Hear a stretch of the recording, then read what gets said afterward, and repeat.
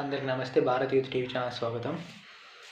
మంగళగిరి నుంచి మరియు పొంగనూరు నుంచి పోటీ చేస్తున్న వ్యక్తి ఎవరు చెప్పగానే అర్థమైపోయినట్టుంది, బోడే రామచంద్ర యాదవ్ గారు. దీనివల్ల లోకేష్కి ఓట్లు గండిపడే అవకాశాలు ఉన్నాయి మంగళగిరి నుంచి పోటీ చేయడం వల్ల.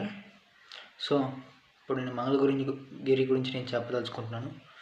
మంగళగిరిలో బోడే రామచంద్ర యాదవ్ గారి పార్టీ ఆఫీస్ ఉంది. సో దాంతో బలమైన సామాజిక వర్గం, కొంత నెట్వర్క్, కొంత టీం వర్క్ చేస్తుంది. అక్కడ ఏంటంటే పరిస్థితులు ఎలా ఉన్నాయంటే, రాజధాని పరిసర ప్రాంతము బాగా ఒక రకంగా లోకేష్కి 20 నుంచి 25,000 మెజార్టీ ఉంటుంది. కానీ సడన్గా బోడే రామచంద్ర యాదవ్ గారికి అక్కడ ఫామ్లోకి వచ్చేసారు. ఫామ్లోకి రావడం వల్ల ఏమవుతుందంటే, ప్రభుత్వ వ్యతిరేక ఓటు గుర్తుపెట్టుకొని, ప్రభుత్వ వ్యతిరేక ఓటు అంటే గుర్తుకొస్తుంది కదా, ప్రభుత్వ వ్యతిరేక ఓటు చాలా వరకు చేరుతుంది.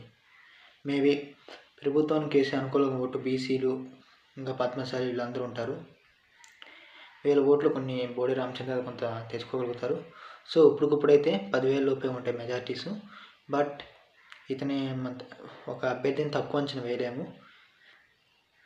పార్టీ ఆఫీస్ మంగళగిరిలో ఉన్నందువల్ల ఆయన ఎప్పుడు అందరికీ మంచి చేస్తూ సమస్యలపై పోరాటం చేస్తున్నందువల్ల సో బోడే రామచంద్ర యాదవ్ గారు ఒక బలమైన వ్యక్తిగా ఎదిగారు. సో ఇంకో విషయం చెప్పాలంటే, ఒక రకంగా ఇది ఆయన తీసుకున్న సొంత నిర్ణయం కాదు, పార్టీ అభిమానులు ఎంతోమంది కోరిక మేరకు మంగళగిరి నుంచి పోటీ చేయాలని నిర్ణయించుకున్నారు. సో దీనివల్ల ఏమవుతుందంటే, దీనికి ఒక అవకాశం దొరికింది.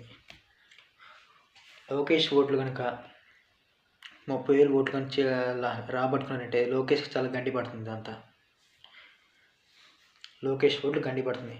అంటే మీకు ఈ టీడీపీ గెలిచింది 1983లో గెలిచింది లాస్ట్ చివరిగా, తర్వాత నుంచి గెలవలేదు. సో 2014 దగ్గరగా వచ్చి 12 ఓట్లతో ఓడిపోయింది. 2019లో లోకేష్ పోటీ చేసినప్పటికీ ఆళ్ల రామకృష్ణారెడ్డిపై 5,200 ఓట్ల చిల్లర తేడాతో ఓడిపోయారు. తర్వాత రాజధాని ప్రాంతీయ సమస్యగా మారటం వల్ల లోకేష్ అక్కడ బాగా బలంగా నాటుకున్నటువంటి ఓట్ల వల్ల లోకేష్ కొంత క్లిక్ చేయాలని అనుకుంటున్నారు. కానీ ఈలోపు బోడే రామచంద్ర యాదవ్ గారు వచ్చినందువల్ల అటు ప్రభుత్వ వ్యతిరేక ఓటు చేయవచ్చు, ఇటు ప్రభుత్వానికి అనుకూలంగా ఓట్లు చేయవచ్చు. ఎవరి ఓటు ఎలా చెల్తుందో చెప్పలేం. సో దీనివల్ల లోకేష్ నష్టపోవచ్చు, లేదా వైసీపీ అభ్యర్థి నిలబడిన పద్మశాలి క్యాండిడేట్గా నిలబడినటువంటి లావణ్య గారైనా ఓడిపోవచ్చు.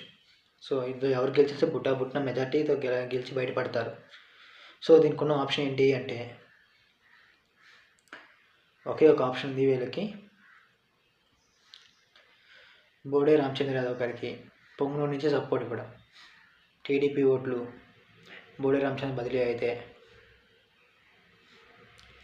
సో బోడే రామచంద్ర యాదవ్ ఓట్లు లోకేష్ బదిలీ చేసుకుంటారు. సో ఇది వాళ్ళిద్దరి మధ్య అండర్స్టాండింగ్ కుదరాలి ఇది. సో గతంలో కూడా ఆయన చాలాసార్లు చర్చలు జరిపారు, పొంగనూరు నుంచి టీడీపీ అభ్యర్థిని పోటీ పెట్టొద్దని. కానీ చెప్పలేదు, చర్చలు విఫలమయ్యాయి. కానీ అనుకోకుండా వచ్చిన అవకాశం ఇది బోడే రామచంద్ర యాదవ్ గారికి. మంగళగిరి నుంచి పోటీ చేస్తున్నారు కాబట్టి మేబీ లోకేష్ కనుక ఓట్లు గండిపడ్డాయి, బుట్టిన గెలిచినా సరే అతనికి ఏదో ఒక అంటారు కదా, కొంచెం అవమానకరంగా అవుతుంది. కాబట్టి ఇతనికి వచ్చిన అవకాశం ఒకే ఒకటి. సో ఒక రకంగా ఇది బెదిరింపు లాంటిదేను, రామచంద్ర యాదవ్ గారు బెదిరిస్తున్నట్టుగానే ఉంటుంది ఇది. కానీ ఒక రకంగా ఇది ఒక పార్టీ ఒక మంచిగా జరిగిందని చెప్పచ్చు. కొంత ఓట్ బ్యాంక్ అతనికి కూడా వస్తుంది.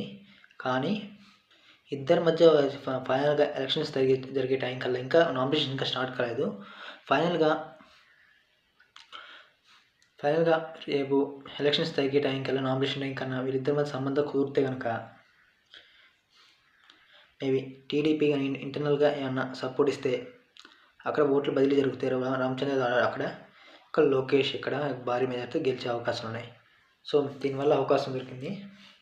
ఇప్పుడు ఏంటంటే, ఇంకా ఈలోపు నామినేషన్ ఇంకా స్టార్ట్ కాలేదు కాబట్టి, నామినేషన్ 25 లోపు ఉంది కాబట్టి, ఆ తర్వాత ఉపసంహరించుకునే టైం కూడా ఉంది కాబట్టి ఈలోపు ఏమన్నా సరే జరగవచ్చు. ఏమంటే, మంగళగిరి నుంచి పోటీ చేస్తుండే రామచంద్ర యాదవ్ గారికి పోటీ నుంచి తప్పుకోవటం, అక్కడ అన్న చల్లబాబు గారు అక్కడి నుంచి పోటీ తప్పుకోవడం, ఈ 2 కానీ జరిగితే మాత్రం సో రామచంద్ర గారు గెలిచినట్టే అండ్ లోకేష్ రెడ్డి గెలిచినట్టే. ఇక్కడ ఇదే జరుగుతుంది. సో ఇది నా ఉద్దేశం కాదు, ఇది బయట జరుగుతున్న ఇంటర్నల్ వర్క్. ఇది ఒక రంగం ఇదే జరుగుతుందని చెప్పాలి. So thank you, bye bye.